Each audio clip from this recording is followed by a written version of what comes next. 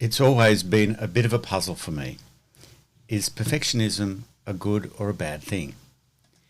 In my psychology training, it was mostly presented as a problem. Because of its unrealistic goals and standards, it often leads to stress disorders and sometimes burnout.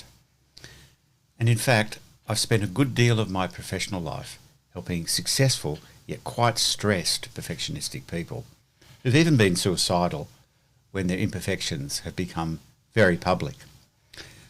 But on the other hand, I've worked with many very high achievers, a good percentage of whom were clearly perfectionistic, yet who were also in excellent physical and psychological health. So what's it to be, bad or good? Well, somewhat predictably, it turns out to be both. And that's going to be the focus of our discussion here. So, what do we mean by perfectionism? Well, here's a pretty typical definition. Striving for flawlessness and setting the highest performance standards, often accompanied by critical self-evaluations and pervasive concerns regarding others' evaluations. Now, this definition, as with many others, emphasises the negative side of perfectionism. So what do we mean exactly by this kind of unhealthy perfectionism? Well, at the heart of it is unrealistic standards and goals. Unless something's 100% perfect, it's perceived as a failure. This is a very punishing standard and rarely corresponds to the real-world requirements of one's tasks. This definition also emphasises how self is valued or rated, and this is front and centre of any task. Now, of course, in reality, very often, good enough is perfect for what's required, as is very good or indeed excellent. It all depends on the task and the context, but almost never is 100% required.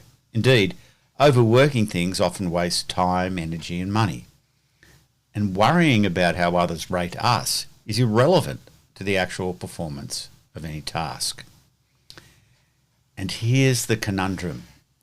I've known many high performers who attribute their success to their perfectionism, and they don't display negative emotional, physical and psychological features of perfectionism. On the contrary, they value their perfectionism, and they very understandably reject my misguided attempts to deprive them of the very formula for success that they've been using. So what's going on? Well, the answer's obvious when you see it. There are two types of perfectionism. One's healthy and the other one's unhealthy. So I'm indebted to Elizabeth Lombardo's explanation in her book, Better Than Perfect, which distinguishes between perfectionistic strivings and perfectionistic concerns. There are two distinct motivations that can drive perfectionism, and these motivations make all the difference. Most of us have a mix of both. So strivings are very healthy as they're motivated by passion and curiosity. The focus is on the task, not on self. So the person's nurtured by intrinsic motivation and develops a strong internal locus of control. And although not concerned with self-improvement per se, their self-esteem is naturally high because they do achieve at a high level and do receive high social validation. But mistakes and failures are experienced as less disruptive. They aren't seen as judgments on one's ability or worth. In fact, they're used to guide even further task improvements. One of the joys of strivings is that we forget self as we become absorbed in tasks. In contrast to this, perfectionistic concerns are motivated by fear and anxiety about self and about what others think of me. Mistakes signify failure, and the worst failures are public ones.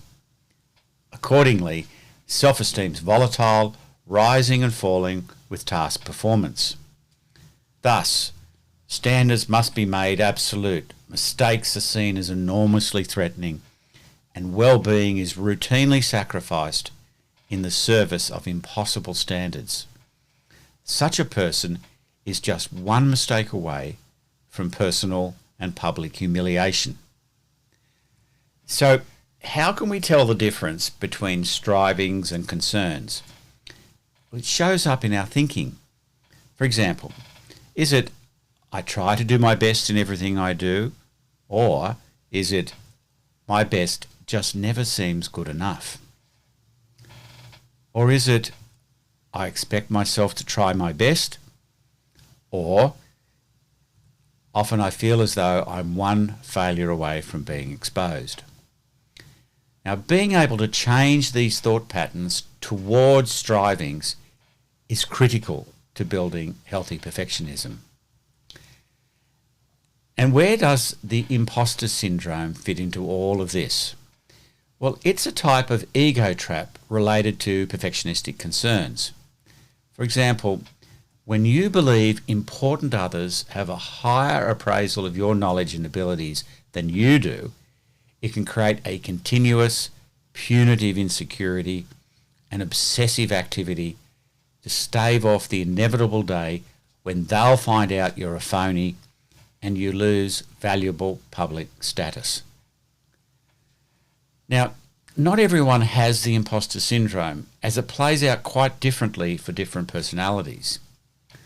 For example, those lower on conscientiousness and probably ability, maybe they just don't try. They avoid failure by never risking it.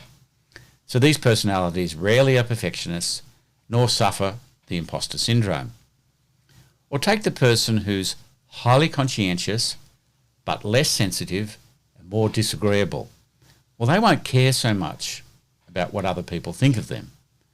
So if they've got perfectionism, it's motivated by passion and curiosity, undistracted by self-doubt. They may, of course, have other issues, such as vanity or narcissism. But it's those who are high on conscientiousness and who also happen to be more sensitive and more agreeable who are at much higher risk of the imposter syndrome.